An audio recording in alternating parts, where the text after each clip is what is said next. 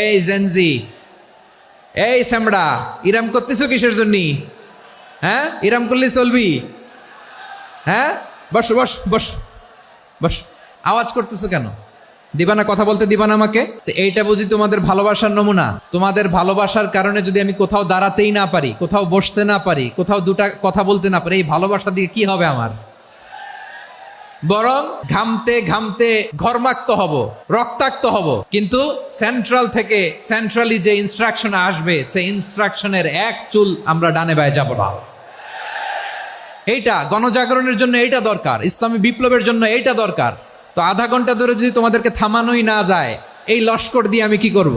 আল্লাহর ওয়াস্তে no no no slogan, চুপচাপ একেবারে আমার দিকে তাকাও। আল্লাহ বললেন ওয়া হামালনাহুম ফিল বাররি ওয়াল বাহার, জলে স্থলে আমি চলাচলের যানবাহনের ব্যবস্থা করেছি। আমরা স্থলে ঘোড়ার উপরে চড়ি, উটের উপরে চড়ি, গাড়ির উপরে চড়ি। এই যে গাড়ির ইঞ্জিন বানাইছি আমরা, এটার মেধা দিয়েছে কে? আবার সাগরের মধ্যে আমরা নৌযান, জলযান, বড় বড় জাহাজ দিয়ে এক মহাদেশ থেকে আরেক মহাদেশ যাই, এক দেশ থেকে মালামাল গুলো আরেক দেশে পাঠাই। সাগরের ভেতরে নৌকা গুলোরে ধরে রাখলো কে? ওয়াল ফুলকিল্লাতি তাজরি ফিল বাহরি বিমা ইয়ানফাউন নাস। মানুষের উপকার আছে এরকম সরঞ্জামাদি নিয়ে সাগরের উপরে বিশাল বিশাল জলযানগুলো চলে। এগুলো ডুবে যায় না, কাত হয়ে যায় না, পড়ে যায় না। এগুলোকে স্থিতিস্থাপকতাকে ঠিক করে রাখলো কে? আপনারা জাহাজ দেখেছেন? জাহাজ বাড়ি চট্টগ্রাম হইলে দেখতে পারতেন, দেখছেন? বিশাল বিশাল জাহাজ, বিশাল জাহাজ মালামাল নিয়ে এক মহাদেশ থেকে আরেক মহাদেশে যায়। গত মাসে আমার জাপান সফর ছিল। এই যে বাংলাদেশে যে গাড়িগুলো চালান, বেশিরভাগ গাড়ি আসে কিন্তু জাপান থেকে। হাজার হাজার গাড়ি একটা জাহাজ বহন করতে পারে, হাজার হাজার গাড়ি। এটারে সাগরের মধ্যে ভাসাইলো কে? সবাই বলুন, ভাসালো কে? হাজার হাজার গাড়ি নিয়ে জাপানিজ গাড়িগুলো আমাদের চট্টগ্রামের এয়ারপোর্টের বন্দরে ভিড়ে। যুক্তরাষ্ট্রে আমি দেখেছি বিশাল বিশাল জাহাজ। আপনারা টাইটানিক জাহাজের নাম শুনেছেন? টাইটানিকেরও 8 গুণ 10 গুণ বড়। সুবহানাল্লাহ কইবেন না?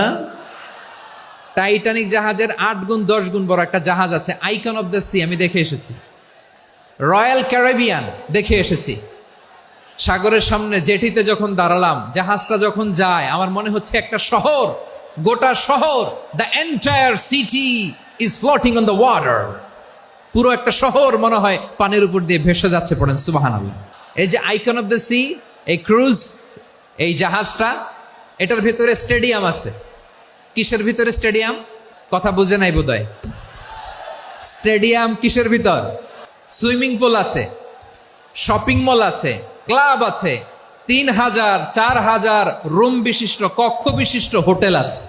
এই সবগুলোর নিয়ে এগুলো চলে সাগরের এই দোলার মধ্যে, জলোচ্ছ্বাসের মধ্যে। এই সাগরের ভেতরে এই জাহাজগুলোর ভাষায় রাখছে কে? সূরাতুর আর রহমানে আল্লাহ তাআলা বললেন ওয়ালাহুল জাওয়ারিল মুনশাআতু ফিল বাহরি কাল আ'লাম ফাবিআইয়ি আলা, সবাই পড়েন ফাবিআইয়ি আলাই রাব্বিকুমা তুকাযিবান। পাহাড় সম বড় বড় জাহাজগুলো মাল বোঝাই করে সাগরের মধ্যে ভেসে বেড়ায়।